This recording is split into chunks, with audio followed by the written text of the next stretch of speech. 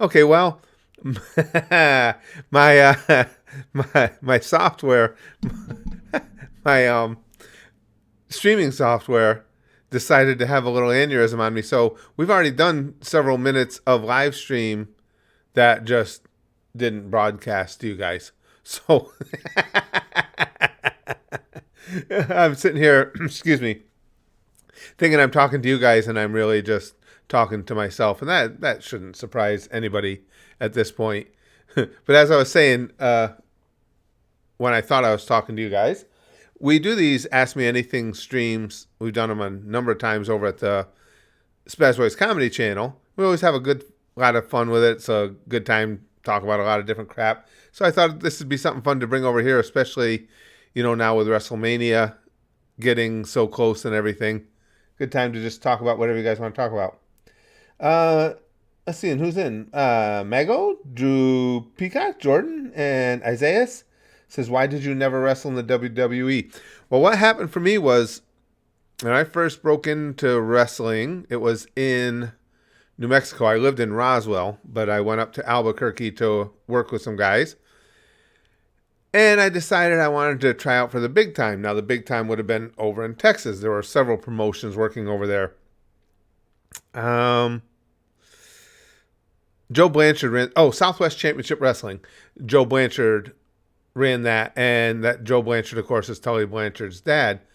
So I went over to Texas, worked out with those guys, and I got probably one of the most important life-changing pieces of advice I've ever gotten while over there, because I sat down with Joe. We worked out some. I was there, believe it or not. I don't know if you guys remember Brickhouse Brown.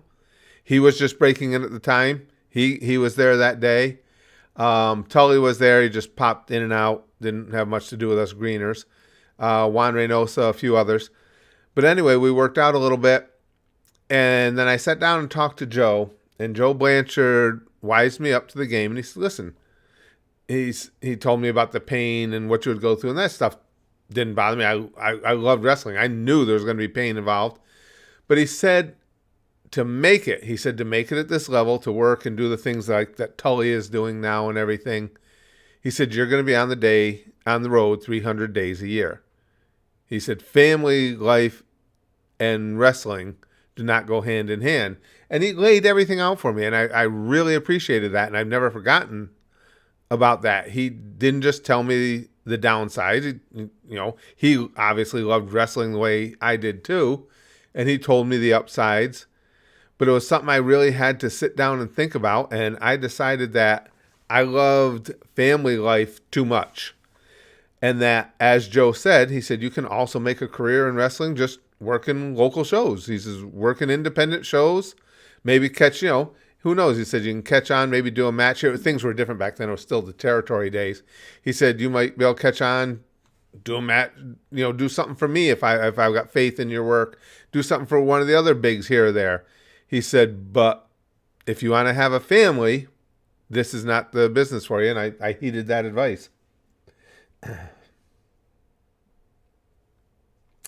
Dead War says, so random question. Are you planning on watching Wrestling Isn't Wrestling? Okay, it's hilarious.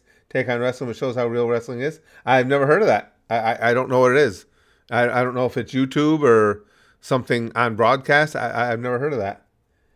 PLF says, hey, Curtis, I was wondering if you maybe had any friends in the industry who live in or near Kentucky who maybe have like a wrestling school, even if I never make it past Indies on travel. Absolutely, you should. Unfortunately, I do not.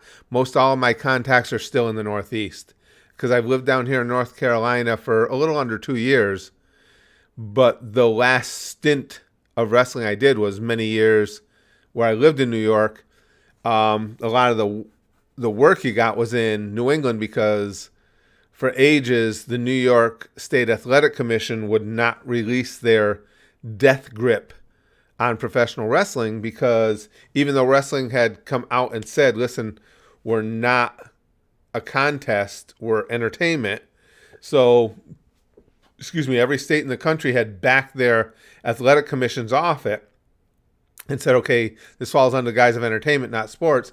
But New York didn't want to, because everything in New York is about getting you for every last red cent they can. And just to put on a show, it costs you $1,500 to the State Athletic Commission. So they certainly didn't want to give that up, especially when Vince McMahon would come to the state, which was on the regular. And it took forever before we could get out from under their auspices. So most of the shows I did for a long time were in New England. Austin says, thoughts on the whole Cody, Rock, and Roman and Seth storyline, and what are your thoughts on Fit Finlay and Hornswoggle? Fit Finlay and Hornswoggle Fit Finlay and Hornswoggle from their days in the business, or did something come up about them? I haven't heard anything new. Cody, Rock, Roman, and Seth, I think they did a good job with it.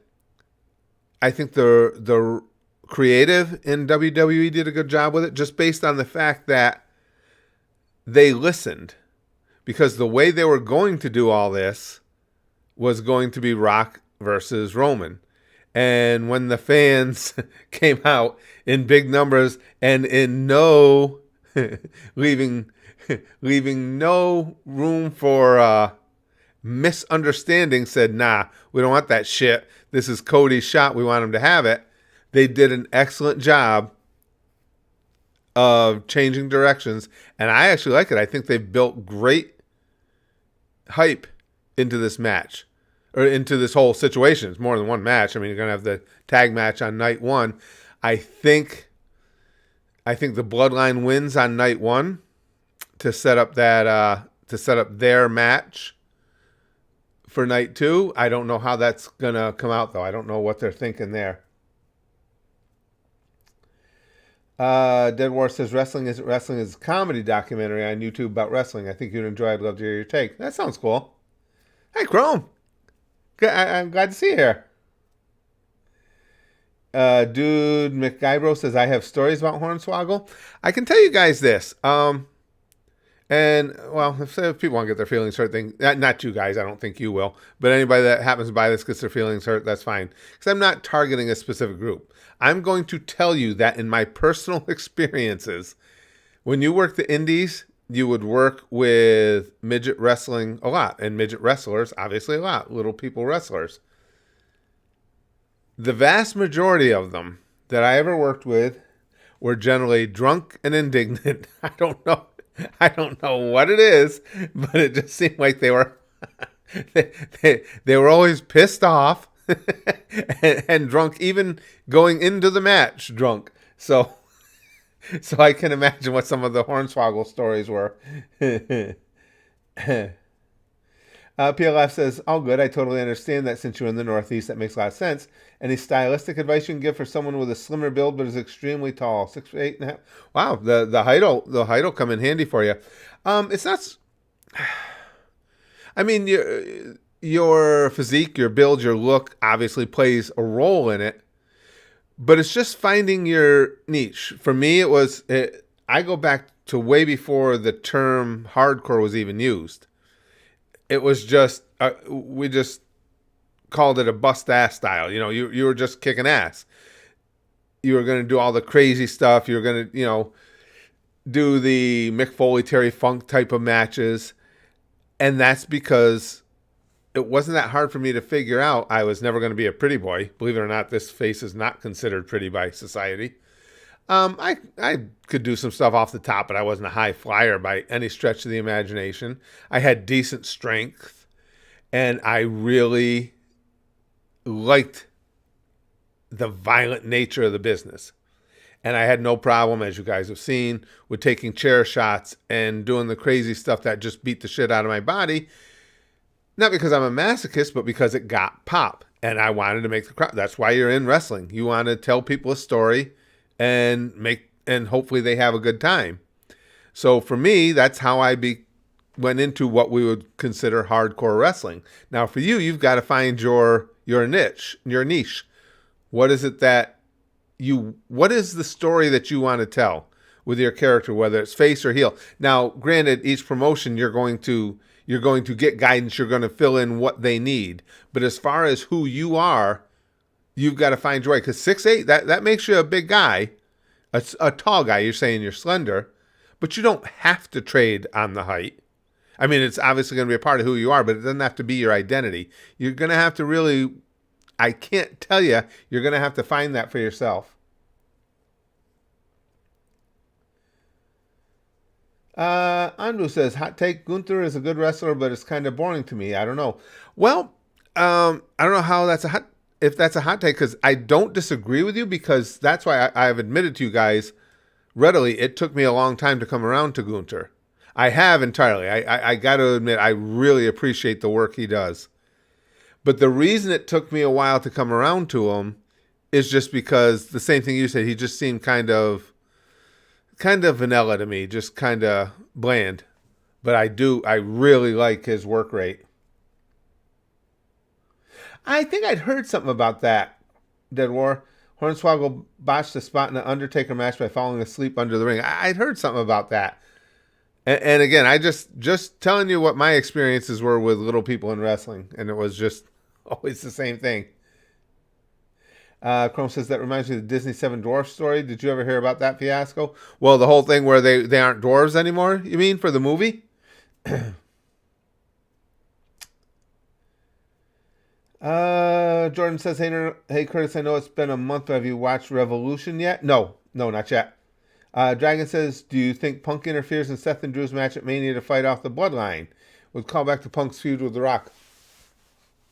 If he's ready to go, Dragon, I think that's a possibility, certainly. If Punk is actually ready to go by then, yeah, I think that's a real possibility. Bobby says, hi Curtis, was wondering what your thoughts are when it seems like nowadays most of the time you have wrestlers that kick out of finishing moves. Yeah, I think finishers have lost some of their luster, kind of, in that it used to be a really big deal to kick out of somebody's finisher, and now it doesn't seem like they protect most of the finishers as much as they used to. I know they're going for the pop because, I just hit you with my finisher and you kicked out. But it's like, well, if everybody keeps kicking out of it, it's not that much of a pop. How do I feel about it? I liked it the old way better. But the business constantly change. Lick says it's considered pretty by me, though, and I'm more important than society. Well, thanks, Lick. I agree with you. You are. Here, let me mod you up. If you guys, these are the people you see that are mods have been mods for me literally for years.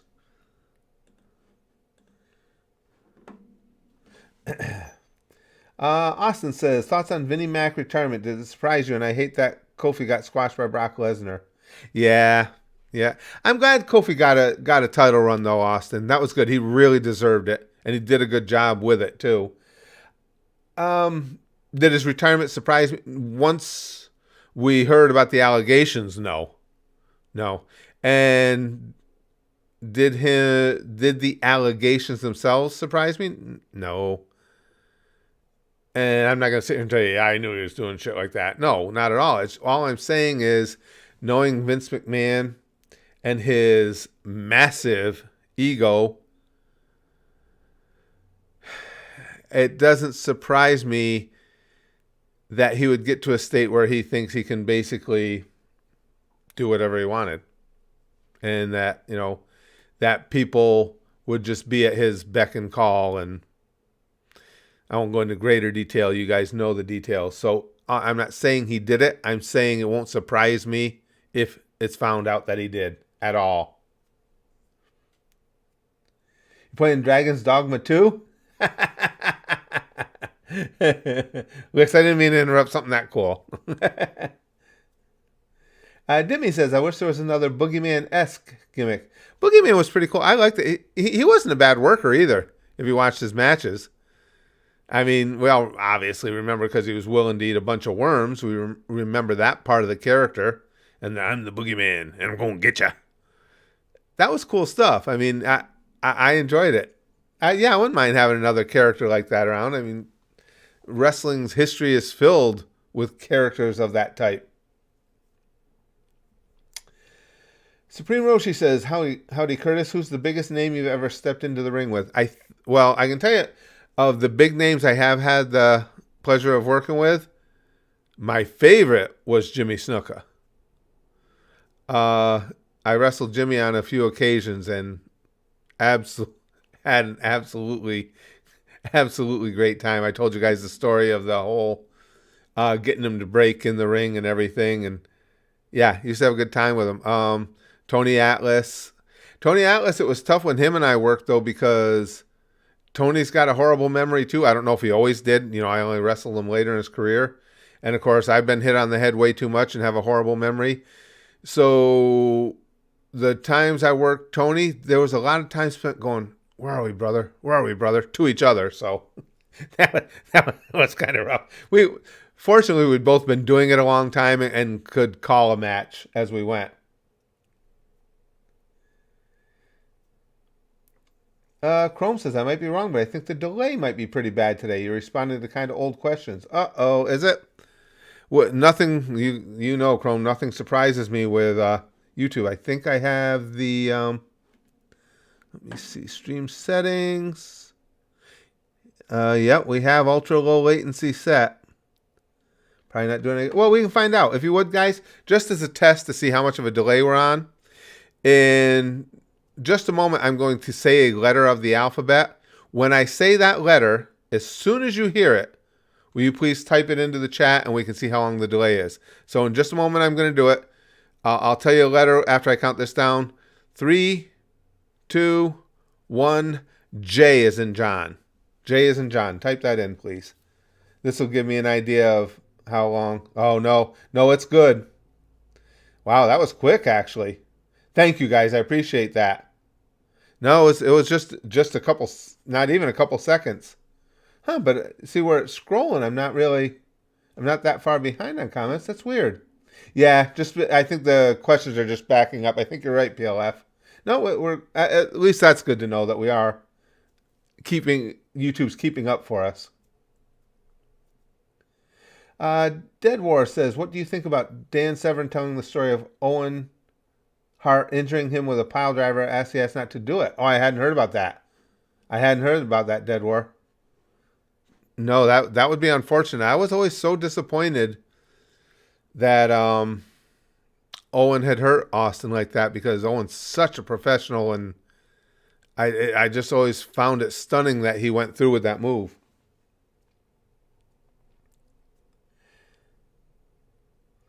Dragon says, is it just me or is Jericho not so great in the ring anymore? I haven't seen a lot of him recently. The last I saw him was probably a couple months ago. I saw one of his matches. It looked okay. But, excuse me, Dragon, I'm not a good one to say because, again, I haven't seen him with any regularity at all lately. Watch Roman Reigns' latest interview? I don't think so, AK. I don't think so. I haven't seen a new interview with him recently, so I'm sure I haven't. Daniel says, is there anything professional wrestlers' theme music that stood out to you? I wouldn't say theme music. I mean, there are some, like, obviously, Undertaker's entrance itself. So I guess, the gong and the music that accompanied him in always stood out. But probably nothing, different than the rest of you would say. I think it's cool when everybody sings along with Cody's entrance music and so on and so forth. But no, nothing, outside of that, nothing specifically. Pizza Trash says, Chris Jericho is in his old man who's refusing to retire era, like Big Show and Kane in 2015. It's tough. Nobody knows better than me. It's tough to let go of the business. It really is. I've thought seriously, and I still may do it, of making a web series for you guys. That would be, live action web series where I actually train and consider going back into wrestling for one more match to tell one more story. And I have specific reasons for that have to do with why I retired when I did. and something that just doesn't entirely sit with me. But I don't know. I don't know how much interest there would be in that. I have time. A lot of you know is my greatest enemy. I just don't have a lot of extra time, and it would be time consuming to make. But I may still do it. Epic Nate says, "Hey, found you only a couple weeks ago. I look forward to all your new vids. Thanks a lot." Well, thank you. I appreciate that. It's kind of you to say. Jordan says the themes that WWE has today are insultingly generic. I wouldn't disagree with that. There's a lot of them that, yeah, they certainly don't grab you. They don't stand out. I would agree with that. The Brood was cool. And that was something different doing the vampire thing to that level. And oh guys, what's that? The name's not going to come to me, and I love that movie. My favorite vampire movie is the one with the two Coreys there. Came out in probably the 90s, it would have been. What was that movie, you guys? About the whole town that was vampires? Oh, shoot. One of you guys will tell me.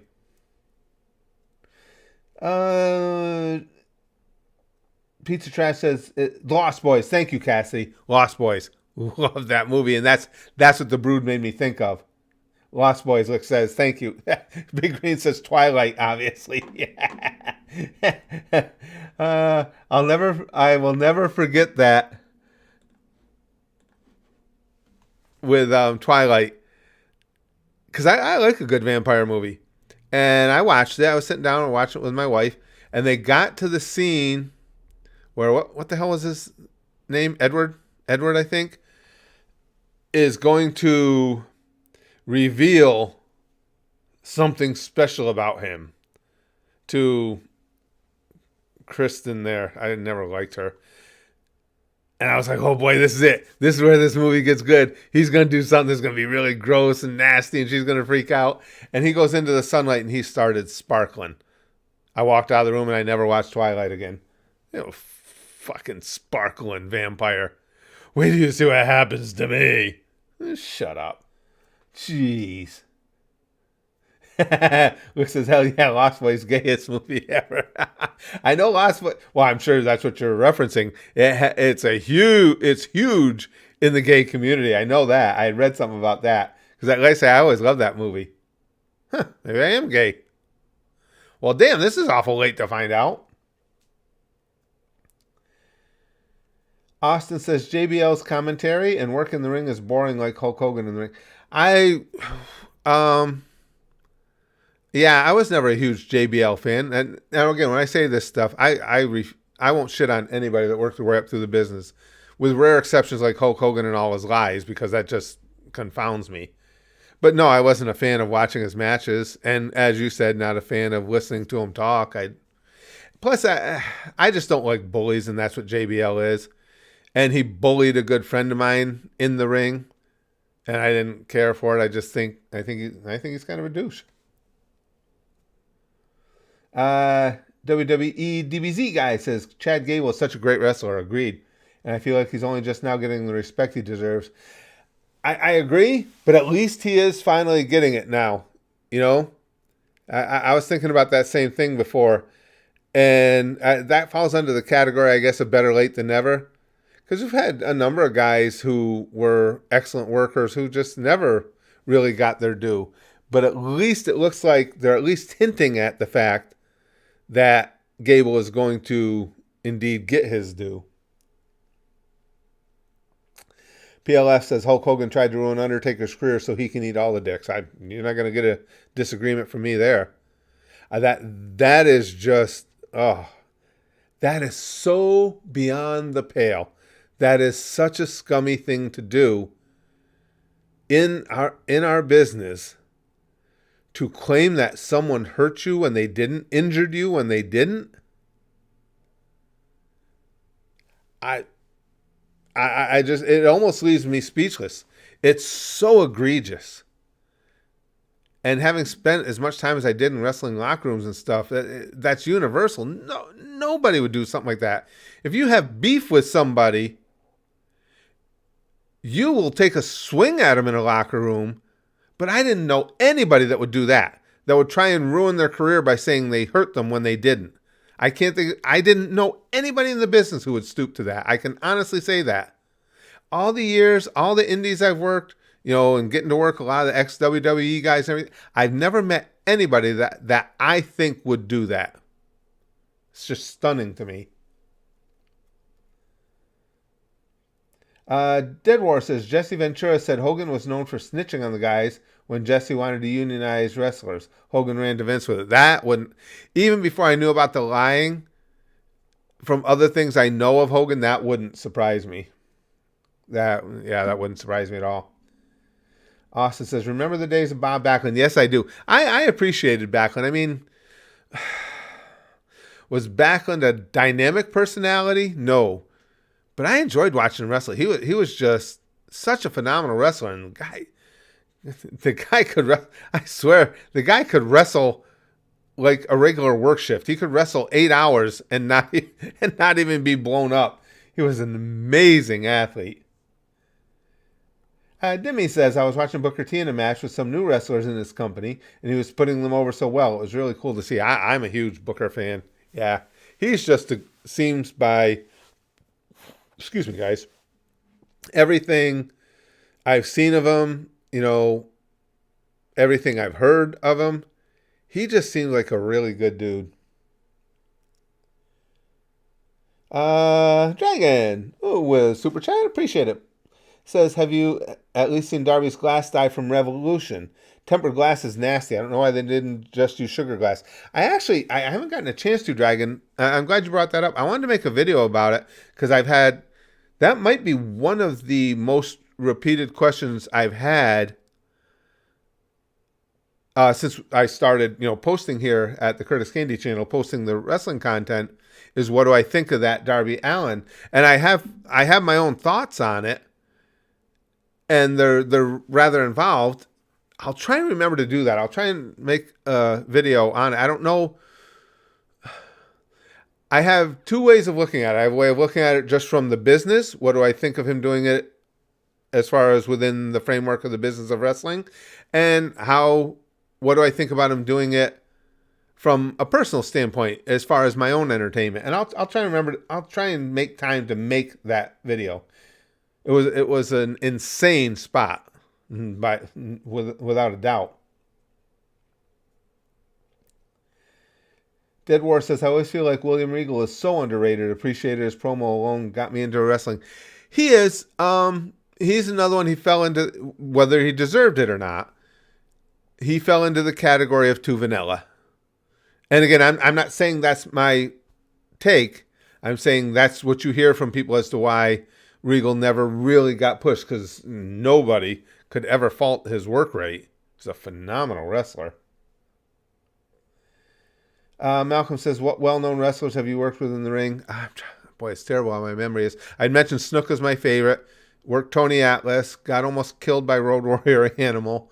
Gosh, come on. Think of who else. Tully Blanchard, of course, very early on.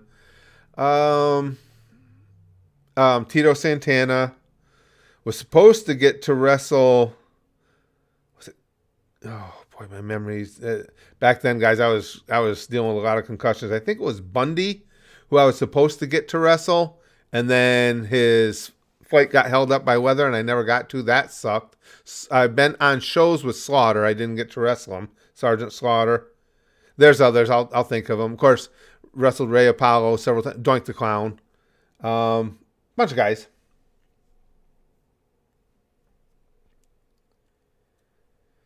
PLF says, I've seen a lot of people try and complain about Sting going out with a win. He literally tried to lose the match, and the Bucks and Tony wouldn't let him. They wanted him to go out on a high note. Yeah, I understand that. I mean, I do get the concept of leaving on your back, and I think it's very admirable. But I don't think you're being disrespectful by leaving with a win, especially if there isn't a specific worker or specific storyline that would tend to gain from you going over on them. So I don't have any problem with it. I think every situation is different. Every situation is different. You can't, especially when somebody's retiring, I don't think you can put a blanket over it and say this is the way it needs to be done. Tupac, thank you, my friend. Says favorite wrestling style to watch. I'm tied between high flying and powerhouse with technical wrestlers runner up. Yeah, well, I'm biased because my whole career was hardcore style. So, of course, because of that, you're just going to gravitate naturally towards the way you did things. Sound like now I sound like an old man. Yeah, this is the way I did things in my day. But yeah, so I gravitate towards that. But wrestling for me is very similar to other forms of entertainment, whether it's movies, TV, or whatever. And my gang from Spaz Boys Comedy Channel knows this. I'll watch anything if it's done well, if it's good. So regardless of what style wrestler you may be, if you tell me a fun story, I'm game. And if you, whatever, I would say the luchador style is in general my least favorite because it's so hard to not make it look like a ballet. Some can do it, but it's very difficult not to. But even then, if guys do it well, yeah, I'm right there. I'm on the edge of my seat or jumping out of my chair for it. Whatever your style is, if you can work it, I want to watch it. Oh, I never. Beginning to say this is a YouTube thing. He says, why? Yeah, why is there a like button on Super Chat? I've never seen that. Thanks, BJ. I never saw it before. I'm gonna try and like it. I can't. What? How come it won't let me like it? That is weird. I've never seen that before, you guys. Have you? And Dragon's got one now too. Got a Super Chat. Yeah, Big Green. Back in my day. Huh. Oh, you guys can click them, though. Okay, good. Good. I'm glad you guys can click them. It just doesn't let me, must because I'm running the stream. Dragon says, you should try to have your last match in AEW. You'd probably get a big payday from Tony out of it. He'll pay for anyone who thinks we'll draw. Well, that's what I've been thinking about, Dragon. And, again, I would like to make, because it would be several months before I could do it anyway. Because if I really did think, and I've already made contact with somebody here who has a ring that he would let me use to film. And what I would do is if I make that web series about me giving it one more try, I would also, as long as I'm going to be using that ring, as a backdrop for making that video, I would make some standalone videos on questions I get from you guys all the time. First of all, what I get a lot is, and just happens to be something that I consider myself quite good at in the business, so it works out well, how to throw a good punch. We've got a lot of, at the channel already, a lot of guys who, excuse me, I shouldn't say guys and girls, who are thinking of trying the business or are new in the business. And one of the things I get asked the most is how do you make the punches look good? So I would make a video on that. I would make a video on some things that as a greener, as a new person in the business, to watch out for that are common mistakes. I'd love to make videos like that inside the ring where you can actually demonstrate. I'm Heel says, what style of wrestlers did you hate working with or would you hate working with? I never hated working with them. For me, I'm Heel, the high flyers pose the most challenges for me because the number one thing for me was, and this is why when it doesn't happen, you see me get so aggravated when we watch the videos and stuff. The number one priority is taking care of people. Take care of the person you're in there with. So there was a lot more to do with high flyers to take care of them. Not that I minded doing it. It just put extra pressure on me because I'll be damned if somebody's going to get injured when I'm there. So a lot of time with the high flying guys, it's like, all right, now break it down. Walk me through it. Where do you need me to be and what do you need me to do? If you're going to do whatever you flippity-floppity guys do, and you're going to be doing a 360 corkscrew hinge spring off the ropes, bounce off the backboard of the gym we're in and over to me, tell me what you need me to do for you. So they presented the most challenge. Oh, that's a tough one, Dead War. What's your favorite feud? Mine's HBK versus Triple H. Well, see, now that one's going to be a little different for me than you guys because I'm so old. You have to remember I was a huge, huge Bruno Sammartino fan. And I cannot tell you guys how huge, how massively monstrous it was when Larry Zbyszko turned on Bruno Sammartino all those many, many, many years ago. And being a huge Bruno mark as I was, that was my favorite feud. It'll be tough for that to ever be replaced, because that I was such a fan of Bruno that whole thing just stabbed me right in the chest. And that when Larry turned on him. PLF says, with my height, I feel like a chokeslam would have been a nice finisher. That's a good, for a tall guy, if it wasn't so damn overused. Plus, I feel like chokeslams can be done super safely. Absolutely. What do you think about a lariat from behind? That's not used a lot. That's not used a lot. And it's an effective move. It's a very effective move. That wouldn't be a bad one at all. And lariats from tall guys look good too, because you got that towering thing as you come down with it. Yeah, and you're right. The choke slam does get used a lot. I'm trying to think of any. I'll keep thinking as we're chatting here. I can't think of any off the top of my head specific for tall guy moves that might have been pushed to the background more recently. I'll think about it. Cassidy says, thoughts on how Cody versus Roman ends. I've been thinking about it. I'll tell you where my thoughts are going, but I really don't know. Okay, the way I see it, Bloodline wins night 1. I think so for sure. I think Bloodline wins night 1. But Cody wins night 2 after Rock betrays Roman, as it was Cody's plan all along. That could be. That could really be. That one would not shock me at all. Does anybody think, did you guys see the, well, I'm sure you did, the promo that Cody was cutting on Paul and seemed really genuine about, what Paul Heyman did for his dad and his family? I don't know if that was worked or if that really was off the cuff and Paul didn't know it was coming. But in either case, do you think it's even remotely possible that Paul would turn on Roman, given that? Classy says, my favorite feud is probably Owen and Brett. That was amazing. That was an amazing feud. It's unfortunate that we had the eventuality in it that we did, but it was very good. Oh, no, I'm sorry. I'm sorry. I was thinking Owen and Stone Cold. Owen and Brett. I was thinking Stone Cold and Brett. Owen and Brett was good because, well, those two guys can work their asses off. But I was thinking Brett and Stone Cold. That was a really good feud. Loved him. Pizza Trash says, thoughts on the late, great Bray Wyatt. Loved him. I like the, and again, you guys will have to bear with me. I know most of you know the post-concussion just plays havoc with nouns of anything. The Firefly Funhouse, there, it finally came to me. I thought that was brilliant. And I thought Bray did such a phenomenal job with that. He was so over the top creepy. I loved that bit. And then the whole thing with Undertaker and the whisper in his ear, I thought was phenomenal. Loved Bray Wyatt. I loved the way he worked. That whole crab thing he would do. And innovative guy.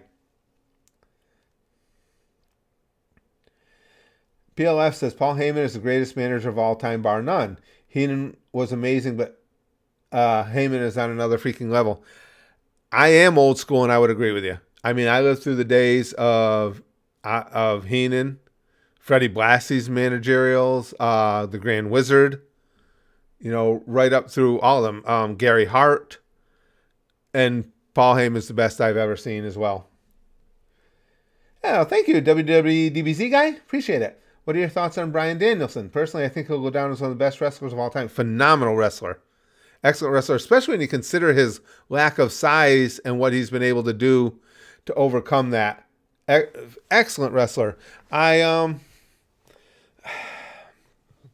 Excuse me. I've heard from some people, and I don't know if this is true or not. Well, I was going to say, I don't even know if I should say it, but our group that we have here, I think, understands just what I'm, when I preface something by saying, I don't know this to be true at all, I know that you'll understand that and take that to heart. I've heard from some people he can be really difficult. But who knows? The people I talked to, maybe they had an axe to grind with him or something. But as far as his work in the ring, can't fault it. I mean, he built that push himself. The whole yes, yes, yes. Because the way I understand it, he was not going to be getting pushed. Certainly not pushed to a title. To the main title. And that was just him getting himself over. So you got to respect that. Dalton says, what are your thoughts on the Chris Benoit case? I'm disgusted by it. This is where you have to separate, if you want to talk wrestling. If you want to talk Chris Benoit as a wrestler, phenomenal. One of the best ever. As a person, I have no use for him. Because you guys have to remember, I'm potentially facing the same thing that Benoit had and is blamed for what he did. I've always said this. There was never a point, long before we knew as much as we do now about concussions and the effects they can have on you long term, there was never a point in my wrestling career or when I was boxing that I thought, hey, I can just keep getting hit in the face, punched in the face, smashed around like this, and never have it affect me. I knew that I was taking a chance. I loved the business so much, it was a risk I was willing to take. But because of that, and our mods here will tell you, I've had conversations because I'm very close with all our mods.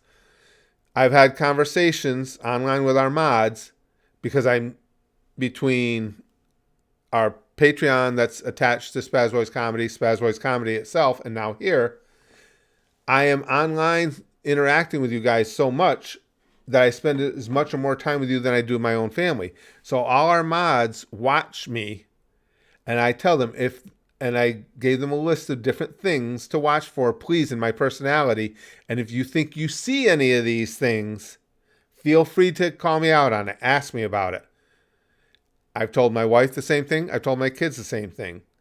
Because I'll be damned if I'll let happen to me what happened to Chris Benoit. I am not going to allow all these years of cranial trauma to let me hurt the people I love the most. And the fact that it seems by everything I can glean, Benoit, some have said, was having issues and refused to follow up on them. So I have no respect for that. Dead War says, feud, Miz and Ziggler for Intercontinental. Ziggler promo. Ziggler was good at everything. My big wish was, before he had left, and I knew it would never happen, I wanted Dolph Ziggler to he would just be transitional, but take the belt from Roman. I thought it would be one of the greatest bits of writing ever, because Dolph Ziggler is well respected by wrestling fans. I think you guys will all agree with me. Deservedly so. To have Roman have a big title match at one of the pay-per-views, have the person get injured, have his opponent get injured, and it would be like, oh, listen, the roster, everybody on the roster is spoken for at this event, and have the Dolph come in, take the spot, and beat him. I just thought that would have been phenomenal. Phenomenal. Excuse me, guys. This is Chrome says, honestly, I do think there's a zero chance you'll end up like that. I don't know the full story, obviously. You don't just go on a killing spree randomly one day. Right. Exactly, Chrome. Exactly. And that's why I don't have respect for what he did. Because they can say, well, he wasn't in control of himself. Well, yeah, at one point he was. And he did nothing to protect anyone. Randy Orton's legend killer arc. Randy Orton I'm a major Randy Orton nerd. He does everything so well. So good on the mic. And how many moves? I mean, the RKO out of nowhere is legendary. His DDT off the middle rope is so slick, so good. And everything he does, power slam, that high speed power slam, everything he does, man, just love the guy. Samurai says, what's up from West Virginia? Good to see ya. A big Dragon Ball project. Okay, let me take a quick peek at this, guys.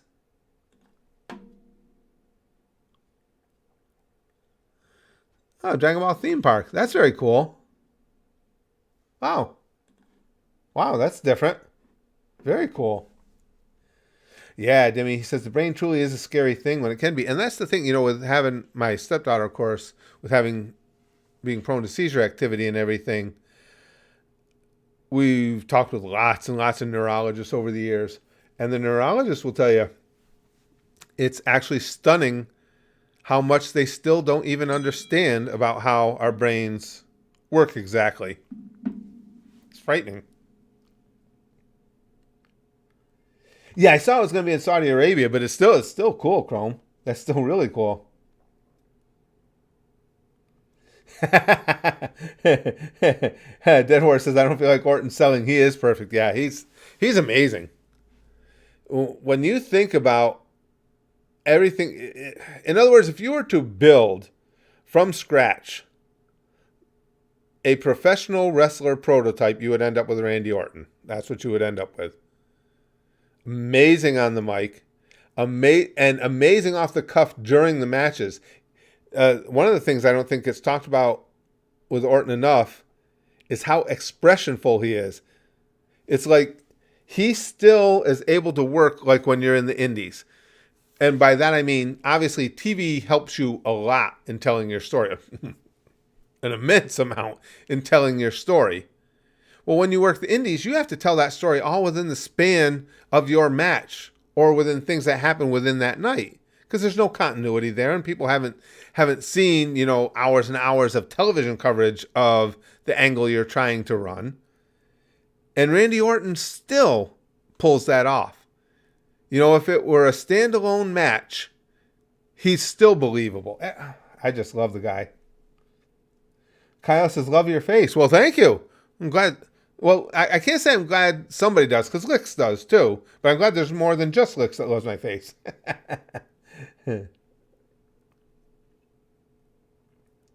Oh, yes. Nate says Orton's RKO onto Seth at WrestleMania was legendary. That one was amazing. Speaking of DBZ, I have a tattoo of the original Broly on my arm. Do you? That's very cool. Well, you guys know most of you guys know I'm a huge anime nut as well as wrestling nut. Demi says I hated Orton as a kid, but that's how good he was being heel. Right? Exactly right, Demi. That's the thing.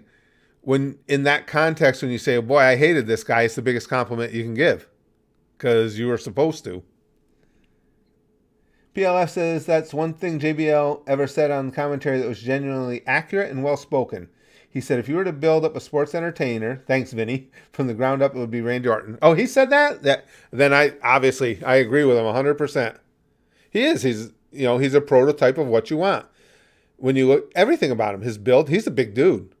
I mean, Randy Orton never traded on being big because he's not one of the biggest. But you look at him, when he's, especially now, and I know a lot of people were saying, oh, Orton's, when he came back, he's doing something. And who knows what somebody might be taking or might not be taking.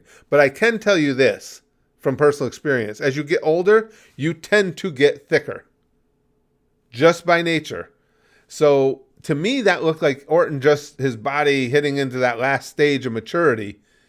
But when you look at him now against the big guys, look at him standing with Drew McIntyre or something. It's not that much of a difference in size. He's a big dude. Dead War says, thanks for allowing us into your life and enjoy your thoughts. Well, thank you. I appreciate that. That's very kind of you to say. No, it's me that thanks you guys for hanging out here with me. And I love talking this stuff. Absolutely adore it. I told you guys, it was hard for me for a long time, for years.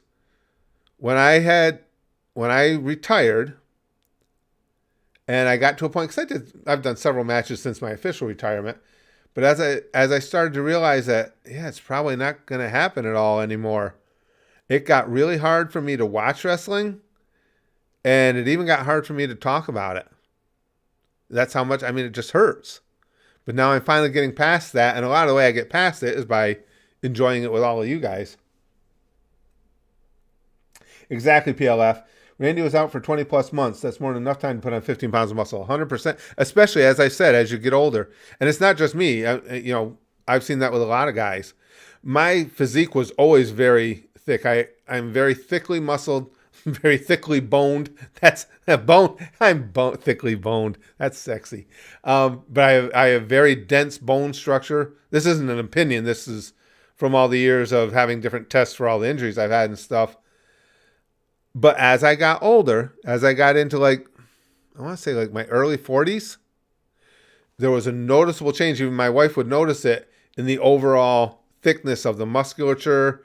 Even my shoulders got thicker. My traps have always been big because I wanted to wrestle from the time I was young. I started lifting weights at 14.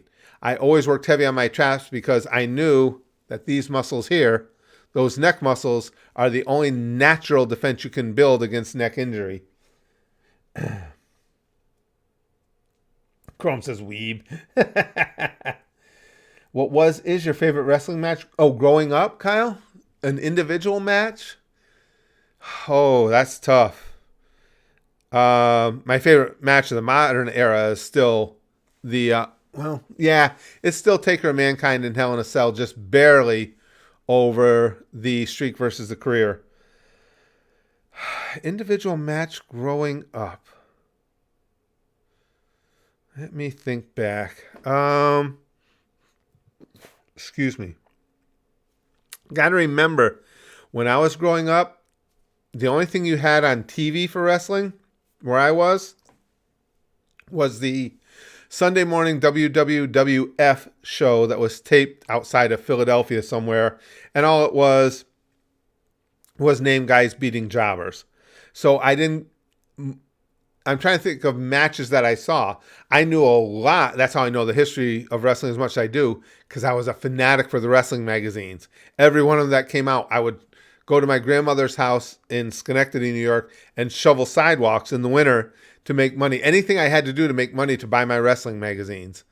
So I knew about the matches, but I'm trying to think of ones I actually saw. So that narrows it down quite a bit. It would probably be, because what they would do back then, the only titles that generally would change hands on TV were tag titles. So it would probably be like, I loved, when I was a kid, Tony Gurria and Dean Ho started a tag team. And I was just mesmerized by that. And when they beat the Valiant Brothers, that might have been my favorite match I actually got to watch. Now, there's tons of them I got to read about and see the pictures of in magazines. And that would be back to Sammartino, of course. But that was my favorite one maybe that I got to watch. Cassidy says, thoughts on the Iron Claw movie? I liked it. I liked it a lot. I think it was fine, like 6.5, maybe 7 out of 10, mainly due to things they changed, like ignoring Chris Von Erich exists. Yeah, but what they did cover, I think they covered really well. I think they did a good job in general telling the story. You have to remember, it's so tough, especially, in a life as chaotic and crazy as the Von Erich's existence was. There was bound to be some stuff left out. There's just, nothing you can do about it. But I enjoyed the movie a lot. I really liked it. Jack Harper Games says, who is more full of shit in your opinion, Dave Meltzer or Paul Heyman? In my opinion, Meltzer. That's not even close. PLF says, the craziest thing I think about Bruno's run is how many times his defenses ended in a draw because of the New York City curfew. Yes. But boy, the man worked his ass off, Bruno. I'll never forget the old adage is never meet your heroes. And I am so glad that when I finally got to meet Bruno Sammartino, it was anything but. It was one of the great experiences of my life. What a gentleman, what a kind man. I should make a standalone video probably talking about it at some point, but it was at the Wrestling Hall of Fame. There used to be a Wrestling Hall of Fame in Amsterdam, New York. I retired from my day job working for the city of Amsterdam. So Bruno was going to be inducted, and I don't think I worked the show. We always had a wrestling show on induction weekend. I think I was already officially retired. I would come back for matches here or there, but I think something was going on where I couldn't work. But I went to the matches anyway because I knew everybody there and I was helping out. And I met Bruno sitting it was in a hotel. I think it was a Holiday Inn at the time. And I met Bruno sitting in a hallway there, sitting on a chair, and I saw him and I was like, I was a guy in my 40s, And I felt like I was 8 years old again. And it was like, wow, I was just in awe for a little while. And I walked up to him and I said, Mr. Sammartino, I said, my name is Rusty Williams. I work as Curtis Candy. And I just wanted to say, you were my hero growing up and you remain my hero. And he was so gracious. He said, he goes, wow. He goes, thank you so much. He says, I really appreciate hearing that. I said, you have no idea the effect you had on me. And we got chatting, and I talked about him losing the title to Koloff. And I said, yeah. I said, I'll tell you. And the first thing he told me, he said, no, you don't know Mr. Sammartino. He said, you call me Bruno. And I said, Bruno, you lost that. I cried. I was 9 years old, and I cried. He goes, oh, were you there? And I said, no. I said, my family lived in upstate. We couldn't afford, to go to the Garden or anything like that. I said, I found out in the newspaper, actually. And he said, let me tell you, he said, I was just tired. He said, I'd been holding the belt for almost 8 years. He said, and he said, the grind, what kind of schedule that is. And he said, I just needed a break. He said, but then, he said, when I walked to the back, he said, grown adults were crying in the audience. And he said, and I felt terrible. And he said, Arnold Skolin was his manager. And he said, I turned to Arnold and I said, did I do the wrong thing? And he was so genuine and so real. And I won't go into any more details. To tell you one more thing that I thought was just so cool. We chatted for quite a little while. And Dominic DeNucci came in. And, of course, they're buds from way back. And so Dominic came over, hey, Bruno. And so Bruno stood up and they're shaking hands and hugging. And so I wanted to get out of their way. And I said, Bruno, so nice to meet you. I don't want to be in the way here. I said, I want to let you guys catch up, but thank you so much. Wouldn't do it. He said, no. He said, we're having a good conversation. He says, Dominic. He says, this is my new friend, Curtis. When your hero, the man you idolized, refers to you by your gimmick name, life don't get better than that. It's funny you say that, Paranormal Gaming says, did you get a photo with him? It was at the time where I had a cell phone. The cameras on them sucked back then. I thought about it. And in that moment, I remember thinking, this is such a perfect moment that I think asking for a photo or something's going to ruin it. And I didn't want anything to ruin the momentum of what we were doing. I don't regret that for myself because as much as I'm brain damaged, my memory will never let that go. I can picture it perfectly, just like it was that night to this day. But to share with you guys and stuff, it's kind of too bad I don't have one. Excuse me. PLF says I'm only 23, so I wasn't alive for it, obviously, so I don't know for sure, but I heard that one time he wrestled 4 straight nights at MSG and all 4 matches went over an hour and got stopped for curfew. He was insane. He could go forever. His cardio was off the charts, and this was a power lifter, dude. Not generally the people known for their cardio, but it didn't matter, whether it was Lou Thez or Vern Gagne or any of the legends of that day. That could go and go and go. Bruno would go and go and go right with them. Yeah, had a huge impact on me, Chrome. I mean, he was the 2 biggest heroes I had, excuse me, outside of Adam West's Batman, when I was a little kid, were Bruno Sammartino and Roberto Clemente. And, of course, Clemente died when I was only 10. But they were like, no, to me. So to meet him and have him be that classy and just amazing of a person was one of the best moments ever. Oh yeah, classy. I'll definitely always have that memory. It was so cool. He was such a phenomenal man. Well, thank you, Pinky Nader. I appreciate that a lot. Bruno was a class act. He was. I can't even describe to you, Pinky. Just unbelievable. Just so giving with his time, and he was so relaxed, and he loved the reminiscing. And then he would keep asking me about different things in my own wrestling career. And I was like, and I didn't say this, but I felt like that. I was like, who gives a shit about me? You're Bruno Sammartino. I just want to know everything from you. I don't give a crap about me. But I'll never forget that when Dom DeNucci came in and he said that, and he said, Dom, this is my new friend Curtis, and introduced me, and I'm like, Bruno Sammartino just called me Curtis. It don't. Yeah, I'll definitely never forget it.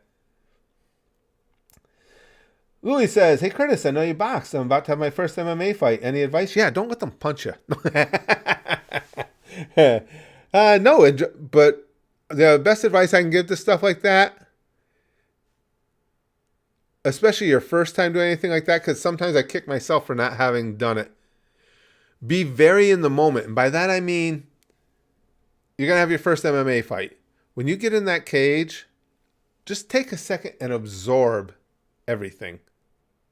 There are times in my life I wish I'd have done that. Take a mental image of it.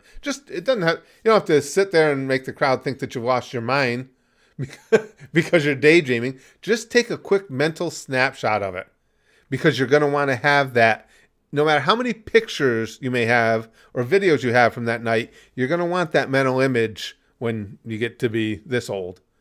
Always take a moment in those big moments in life, whatever it is you're doing, all of you guys, whatever it is that, you're doing something big or achieving a goal, do that. Take a second and take a really strong mental image of it for yourself. Healer Force says, what are some things to consider when making up your signature moveset in wrestling? Can you do it to everybody? Do you have a finisher that certain guys might be too big, too this, too that? I can't do it. Doesn't mean you can't use them, but it means you better have a plan B. Can you deliver them safely to everybody? Will they be difficult, your move set? Will any of them present any type of specific issues for the guy you're in there working with that you're going to have to explain each time? But really, there's no limitations. As long as you can do them safely and you can give the guy you're working all the details he knows to stay safe while you're doing them and to keep you safe, there's no limits. Whatever you feel comfortable doing and you think will make a crowd pop. Louis says, it's crazy. I've watched you since I was 10 years old, and that was 10 years ago. Well, it's nuts. I mean, now, Brax is 24. And he first appeared on our Spaz Boys comedy channel when he was 11. A lot of you guys here watched him grow up. It's stunning. Epic Nate says, what did you think of the decision for Brock breaking the streak? I think I read Brock didn't agree with it either. Yeah, in the moment, no, I didn't agree with it at all. Now that we know some of the history of it, it's like, okay, I understand how everything unfolded, but I know the whole adage about go out on your back and all that stuff. I would have rather seen the streak not get broken. That I think should have stayed intact. I don't think there was anybody who needed a push so much that streak had to be broken. Dragon says, I've noticed you don't see the meat hook clothesline used very much as a signature. Why do you think it is? It's always been my favorite clothesline. I don't know. That's a good question, Dragon. I don't know why not. You're right, though. No, I don't know why. Pretty cool looking move. Chrome says 13 years of abusing Spaz Kid were kind of cruel, aren't we? Yes. But that's a good question, Dragon. I hadn't thought about that, but you're right. It's certainly a move you can deliver safely. So I don't know.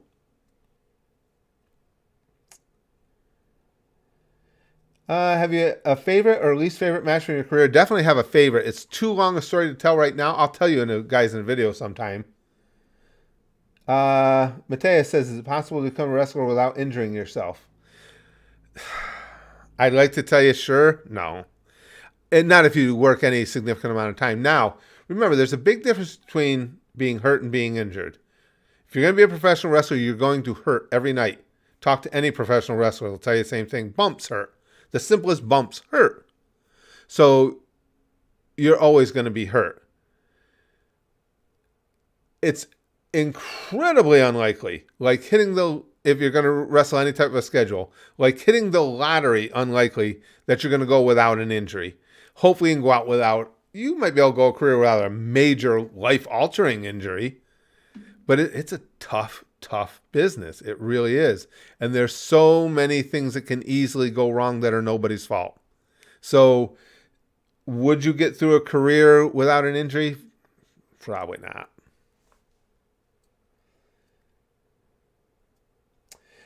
PG says, were there any wrestlers you wrestled that you thought would make it far and did or didn't? That's an interesting question, but no, I don't really think so. Mostly wrestling, you can tell pretty early on. I mean, I've wrestled a number of guys that,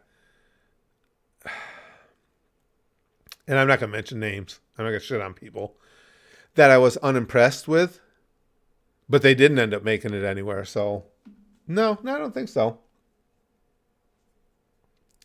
Chrome says, I mean, anything that requires a lot of physical activity as rest. Right, Chrome.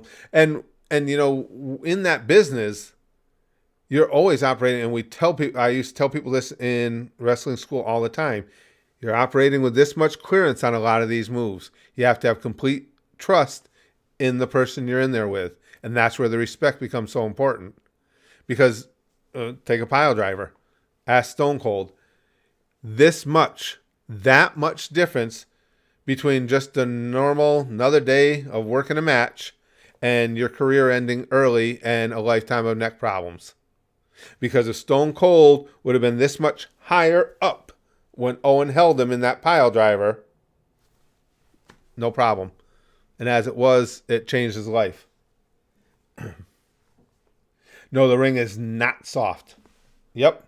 Plywood boards in the mat. So there's like you say, the mat is like almost like a amateur wrestling mat covered by canvas, and then under that you got sometimes plywood, sometimes not in the indies, and 2x, whether they're 2x12s, 2x8s, whatever, but they're that crisscross the ring. That's it. Dimmy says the twin gimmick would be cool. Like the storyline is everyone thinks it's just one wrestler, but the twins keep replacing each other. Oh, they've done that over the years, Dimmy. Not necessarily with twins, but guys who looked alike. Even the Valiant brothers, the only thing that looked the same about the Valiants was they had the bleached blonde hair and everything.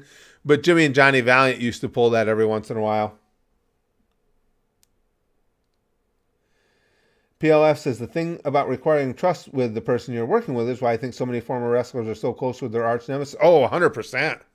100%. My good friend Dave and I ended up having to wrestle each other all that time for that reason. We were so close, and the guys that booked us knew we would put on a really good match because we had complete trust in each other, and we knew each other so well. We could call a lot of the match with expressions. Seriously, that's how much we'd gotten to know one another and how well we worked together. Yeah. No, 100%. And we would always travel together. That one story I told you, and again, it's too long to tell again, about the kids who wanted to come to me for an autograph in the parking lot after a show. That's who I rode with, was my buddy Dave. And I was the vicious heel, and he was the baby face. But fortunately, that night, we were always careful about kayfabe. He had walked way ahead. I'd given him the keys to my car, as a matter of fact, because I had driven. And he walked way ahead of me to get in the car. So when those kids that kid came to ask me for an autograph, they didn't see me walking with the baby face. Jack says, how much did you moveset change from first major match to the last few matches of your career? I changed finishers, I think, in that time. Your moveset stays basically the same. Because, again, just because of my boxing background, that was a lot of the bases. I threw a lot of punches.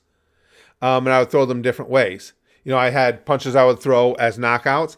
I would back people in the corners. And again, it was the boxing background. And boom, boom, boom, boom, boom. Hit them with a combination. Work them like a speed bag. That was one of my fun things to do. And then, of course, I have what I found out later was actually mutantly, and I mean this sincerely, thick skull. So did a lot of headbutts and a lot of building up the angle of using the head for things. When Braxton was born, he was first born, his head was a little bit large, which isn't unusual for babies. So the doctor took a measurement of his head, and then she put it against a chart, and he was like in the 90 percentile. You know, So his head size was big. She said, probably nothing, but we monitor it with newborns. So he was supposed to go back in a week or 2 weeks or whatever to get it measured again. And after we got home from that office visit, I got thinking about it. So I called the doctor and I said, listen, I don't know if this is a genetic thing at all. I said, but I'm not 6 foot tall and I have a size 8 hat that's the size of my head with a shaved head. I said, I have a very large head. And she goes, that is interesting. She said, can I measure yours when you come back? I said, sure, absolutely. So we go back for his next appointment. He gets measured. Was perfect. It's coming down. He is already down to like the 75 percentile. So, it was just from having been born so recently, apparently, and it was catching up with him. She goes, all right, now let's check Dad. So she takes the measuring thing. She wraps it around my head, and she says, the one's for adults in another room. Let me go check it. So she took the measurement. She comes back. She goes, well, I think we might have found our culprit. She said, you are literally off the chart. I said, what? She goes, yes. She said, for your height, she said, you're beyond the 100 percentile. So yes, we accentuated the head a lot. Zombie says, who's your favorite wrestler? And why is it Hulk Hogan? A giant melon. Yeah, Big Green. I don't have it on this computer. There's an interesting picture from the movie we made years ago. I made a movie called One Last Kill, and I played a psycho killer, big stretch. But there's a scene in it where the young man who is one of the people I'm torturing, I pull him in close to me because I'm making a point to him. And he's a perfectly average size guy, Mike. He's probably 5'10", 180 pounds, average guy. And you see my head and my face to his at a side view, it looks so comical. You'd swear my head was a balloon or something. It's twice the size of his. And we all laugh because somebody snapped that picture on set. And when we saw it, we were all dying. Well, what it was, Chrome, is to be beyond the 100th percentile. All she meant was the chart they have only goes up so high. They figure they've covered everybody with that chart. So at 5'10" and a half or whatever I was at the time, because I've actually shrunk. I think I was 5'11" at the time. At 5'11", they only have the head measurement go to a certain amount on the chart because they figure it's going to cover everybody. Well, it didn't cover everybody because I exceeded it.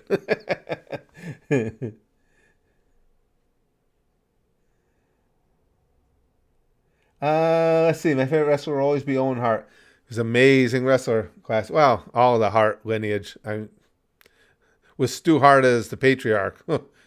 That's some good bloodlines. Oh, well, guys, I got to go. This was a lot of fun. Thank you so much, everybody, for coming, hanging out, and doing this with me. This was a blast.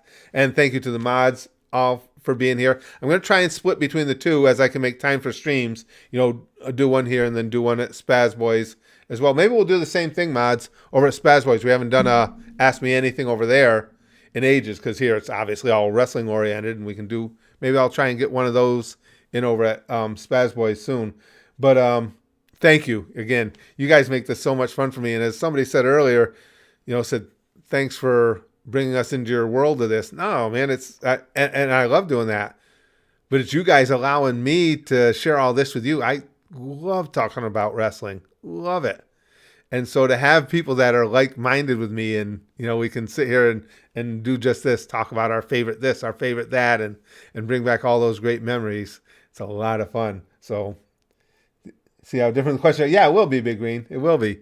But thank you guys very much. And again, I will stream again as soon as I can make the time because I just love doing this stuff. And I will talk to y'all really soon.